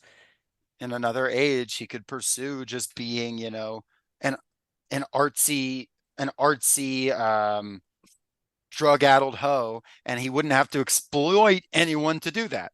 You know, like that's how he feels. Like that is what he wants. He wants to just go out there and enjoy and live and maybe make self-destructive decisions, but they would be self-destructive exclusively, right? And Right. Dorian's thing is the yeah, it talks about the age affecting the portrait, but in the same way, the his actual sins are affecting it even more pronouncedly. The blood on the hands and the horrible wrinkled smile is not so much from age as it is from the damage inflicted on others. Right. Um, There's literally, there is a fascination in, dissolution, because it is one extreme of the senses, and in our lifetimes, in our specific material conditions, there are there are repercussions and there are consequences, and there is exploitation that you can't divorce from that. well, But the idea is fascinating. well, you maybe can't divorce from exploitation. But do you know what you can divorce from? You know what? I don't have anything actually. I thought I had something here. Not listening to the Social Shelf, but you listen 2 hours. You listen to 2 hours of the Social Shelf or whatever this is at. So I don't have a good bit for this. We can either leave this in and just me feel a fool, or we can pretend like I said something profound. I don't know. Oscar Wilde's wife? So true, so true. And shout out to Oscar Wilde's wife. Sorry things went like that. His grandkid's still around. Really? His grandkid or his great grandkid? Oscar Wilde's grandchild, come on the socialist shelf. Now that your grandfather is pardoned, we can interact with you without being criminally liable. It's terrible. We were waiting on that pardon to come down. We weren't going to be able to interact with any felonious folk, of course. Christopher Merlin Vivian Holland. That's a great name. That's fire. Christopher, come on the socialist shelf, unless you're a really bad person. But hopefully you're not. Hopefully I don't get sent like, this guy's actually like an alt-right. Like, hopefully not. But tentative Cool. tentative invitation to Christopher. Thank you, everybody, for listening to the Socialist Shelf. We've really appreciated all the energy with us coming back. Seems like the listeners from before are listening again, and maybe you even picked up a couple new folks. We've got some exciting guests coming up over the next few weeks and a lot of fun stuff. But if you've got anything particular you want us to talk about, let us know. You can reach out on Twitter, or you can reach out on email. That's thesocialistshelf@gmail.com or at Socialist Shelf on Twitter. Lenore, you have any final thoughts before we bring this one home, before we stab the photo that is this podcast, so to speak? So if we stab the photo that is this podcast, what happens to us? All the words we've spoken kind of come back into us. And it's probably just it's not that big a deal. If we were doing podcasting for decades at a time, it might be a little more extreme, us having to sort of say everything backwards. That's kind of what I'm picking up here. We're gonna clip this audio for Socialist Shelf 2054. Socialist Shelf 2050. The during the Mr. Beast Imperium. Long may he reign. Yes, yes. Everyone, thanks for listening. And Lenore, you have an episode specific sign off? If you have a painting in your home that's sucking up all your sin like a sponge, just leave it be. TBH, I could be trusted with that power because I'm built different. Thank you, everybody. Peace out.